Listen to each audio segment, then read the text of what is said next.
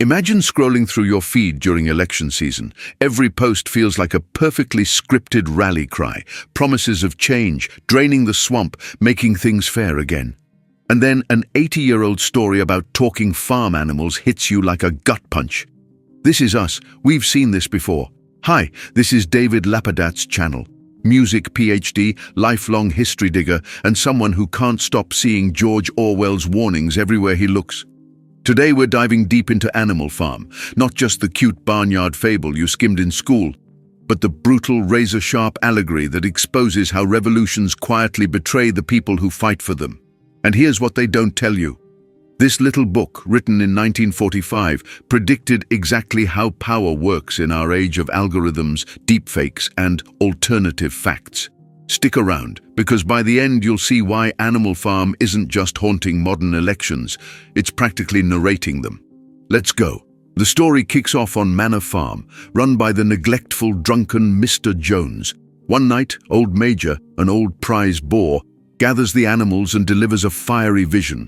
A world without humans, all animals equal, no more whips, no more exploitation.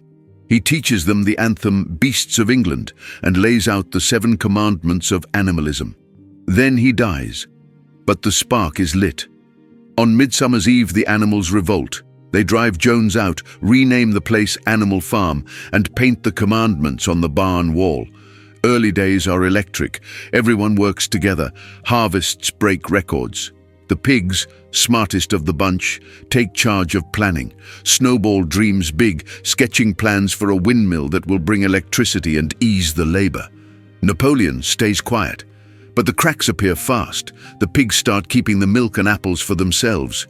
Brain food, they claim. Napoleon secretly raises a litter of puppies into vicious guard dogs when Snowball's windmill idea is about to win a vote. The dogs burst in, chase Snowball off the farm forever, and Napoleon declares himself leader. From there, it's a slow, chilling slide.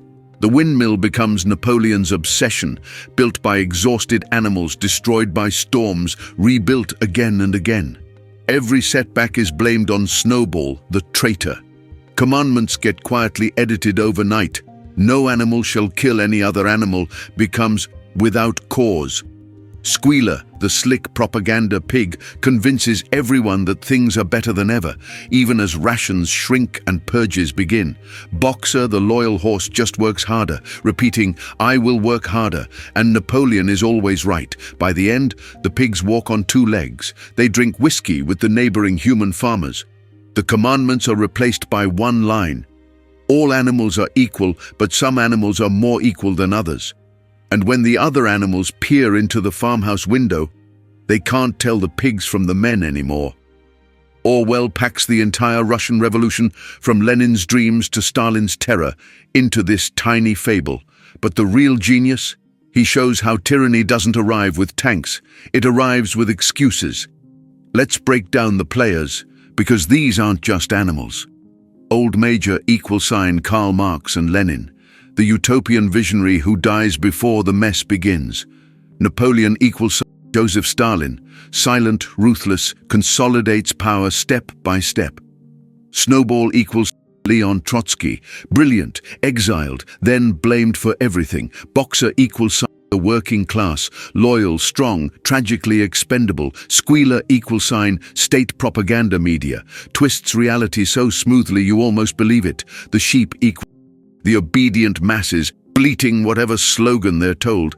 Napoleon never gives big speeches. He just moves, trains the dogs, erases Snowball, rewrites history.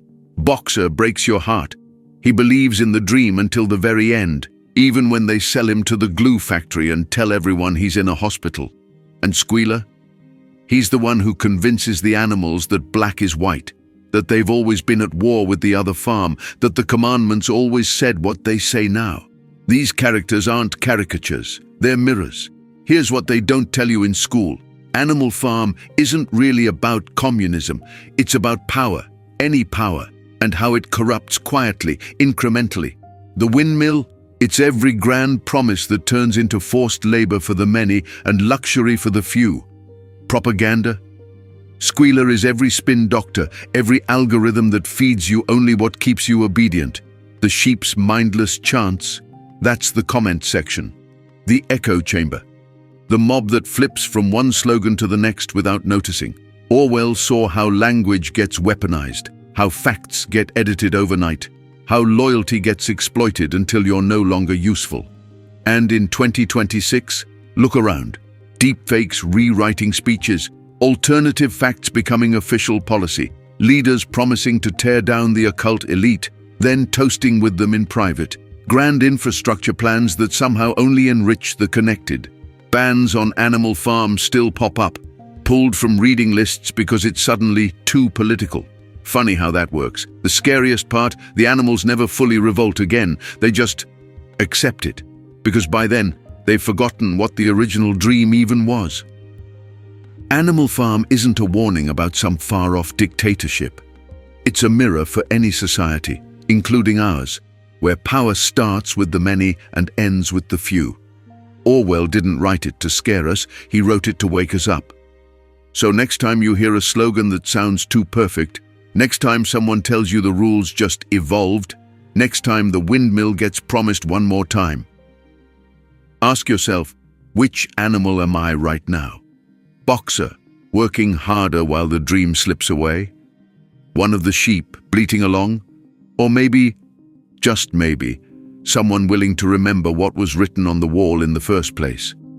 If this made you rethink what you're seeing in the news, smash that like button, drop a comment with your favorite or most chilling Animal Farm quote, and subscribe for more deep dives into books and ideas that still matter. Thanks for watching, and stay awake out there.